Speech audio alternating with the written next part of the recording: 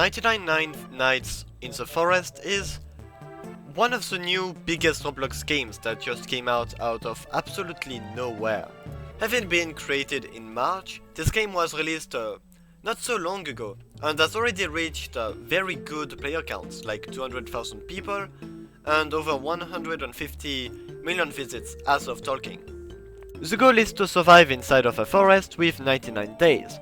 However, the night isn't all that safe, because you aren't alone at all. Anyways, this game is kind of a guide or a game review, take it either way, because I'm gonna be talking about this game for the next 10 minutes or so. Anyways, if you like this kind of content, like and subscribe so that I do more, and let's get right into surviving 99 nights in a forest with a weird ass deer. Whenever you spawn, your main goal will be to expand this fire. It will be the only way of expanding the map, which, as you can see, is relatively small. Expanding the campfire will allow you to go further inside of the forest, which will lead to more resources, but also more dangers. You have an old axe and an old sack. The axe allows you to break down trees, but also deal damage to enemies. And the old sack allows you to take multiple items, because you cannot take them in your inventory, eh? Once the fire expands, you will have access to more of the map. You will be able to explore structures and take their loot for yourself. All the while, the campfire is conveniently right next to the campfire. Hear me out. What if we just move inside one of those houses? They will be able to give us a protection, no? Your other goal will also be to rescue each and every 4 childs. You will also have to free every child of this map. There's 4 of them, each that will be unlocked after certain levels of the campfire. Now, what those childs do is not really much. They give a sense of accomplishment, but also they will allow days to go much faster and then complete your objective of 99 days inside of this forest. In this godforsaken forest, there is 4 childs that you will need to rescue. I mean, it's not really that necessary, you can just leave them be, but it's still better if you want days to go faster. It makes not a lot of sense. If you play this game correctly, you shouldn't be able to meet this beast, because it is scared of lights. If you're in the campfire's safe zone, then the beast will just never be able to enter it, and you will never see it. You will never meet it in daytime as well. Eventually, if you're still in the forest while it's nighttime, and you see the entity, you can stun him using your flashlight. However, be careful, because the flashlight can run out. Now, in this game there isn't a ton of events, but still again it's important to talk of them, because they can give you an advantage or a challenge, it depends. I mean, the most common you will meet is the rain and thunder one. You also have the normal rain one, but basically what it does is completely lower the health of your campfire, all the while the thunder can strike into you at all times and damage you, or even kill you, who knows. You will also have this one, the mysterious group that makes its way towards the campfire. They will attack you from time to time, and what they are cultists of the beast. I'm gonna call it a beast even though it's named as a deer. The deer will watch, but because he's scared of light, coward, you will only have to fight the cultists. There's only 2 kinds of them, the spear ones and then the crossbow ones. The crossbows do a lot of damage, so be careful. Just note that the cultists can also protect some of the later areas of the map. By example, some very good structures with a ton of loot. You also have the pelt trader that will generally spawn around night 2 or every 10 nights or so. You will be able to trade pelts for items, either upgrades of your already existing items or just new ones like rifles and other guns.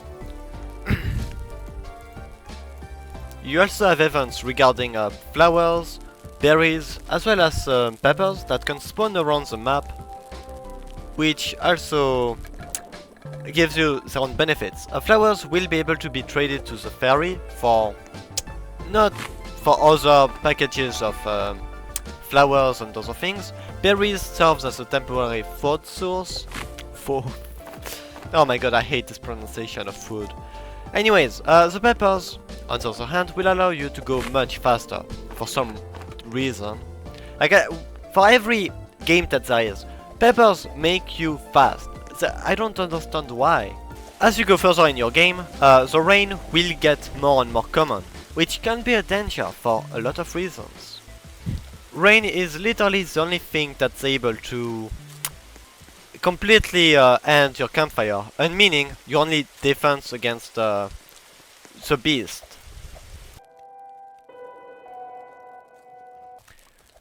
Late game in this game is pretty straightforward. After upgrading the crafting table a lot, you will be able to unlock more complex structures, which will grant you even more of an advantage. Also, by expanding the campfire, you will be able to access much areas, which will lead to better resources, but also more dangerous enemies. With the cultists, there is also the wolves, the alpha wolves, and the bears. All of them can spawn in daytime and will actually attack you if you go too close to them. The further you go, the better the rewards, but also the more dangerous they will be.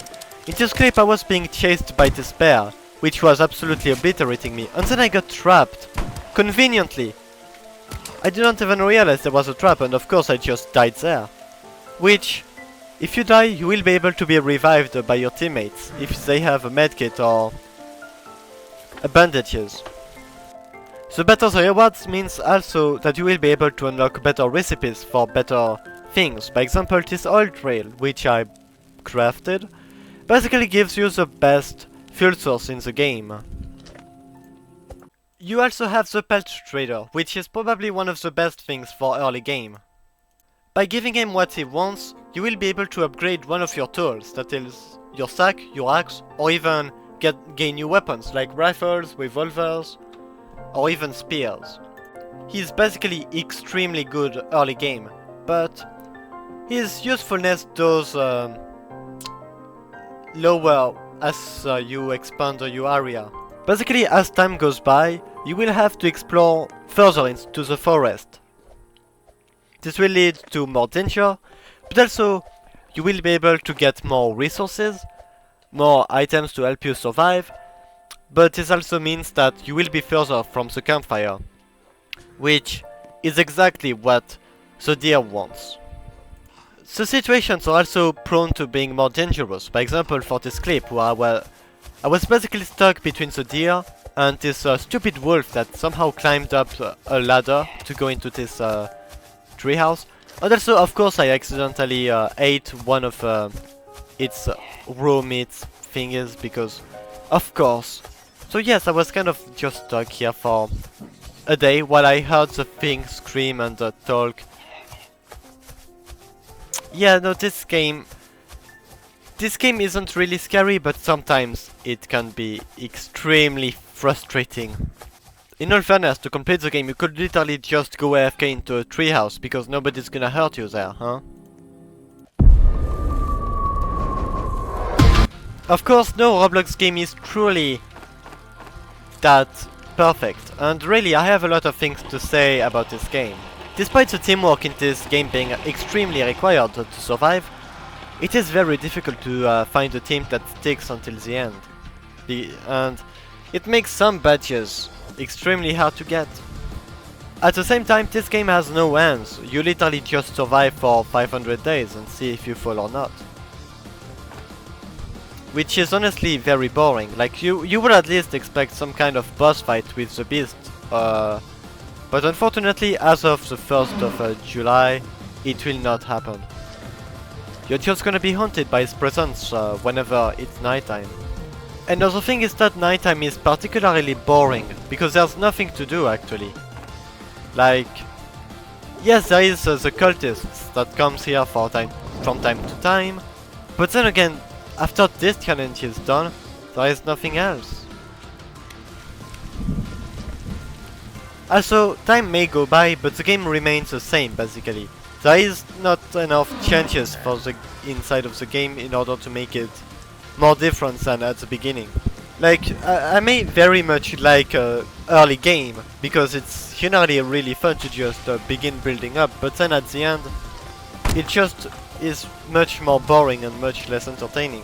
Which is why many people never make it to level 99, they generally have to leave before so. Maybe they should add new events or just other things in order to make late game more relevant.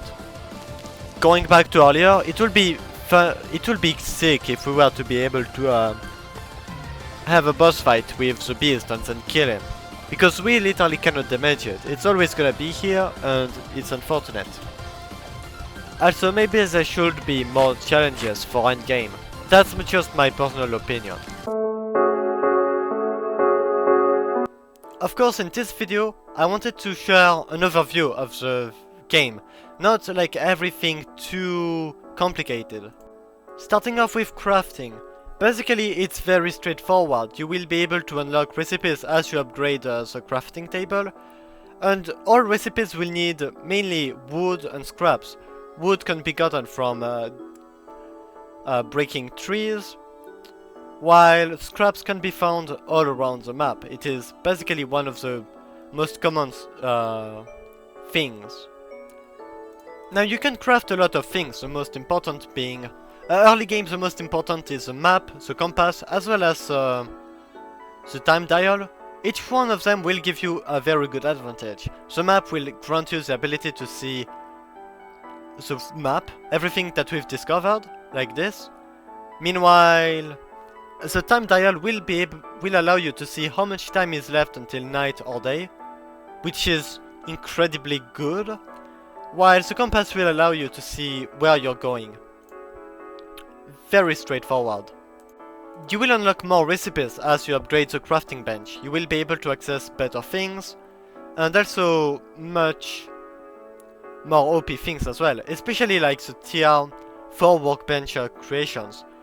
You will have the old drill, which gives you the best fuel source. I think I've already said this before, but you also have teleporters, which if connected to another one will allow you to connect to another area. Meanwhile, there is also the ammo box, which will allow you to trade ammo for scraps, which is honestly really good because you don't tend to have a ton of ammo in this game, and it tends to run out extremely quickly. Anyways, I am gonna be ending my video there because I don't have much else to say. I don't have any strategies to give because, well, I haven't played this game enough to be considered a pro at it. In fact, I'm just gonna say my opinion on this game, and it is honestly really good and definitely worth it of being one of the biggest Roblox game at this moment, especially in an area dominated by Grow a Garden and still a brain rot. This game is definitely deserves the position, and at least more than those two. That's what I've got to say. And really, for me this game is really enjoyable, although it can be too repetitive, but more updates are going to come as time goes by, which I'm really excited for them. This is for sure one of the best Roblox survival games that's ever existed, I think. It's fun, it's relatively simple, and honestly I can see a group of friends play this and just have a lot of fun in general. It isn't difficult at the point of like being overwhelmingly difficult, but it still is kind of its own challenge.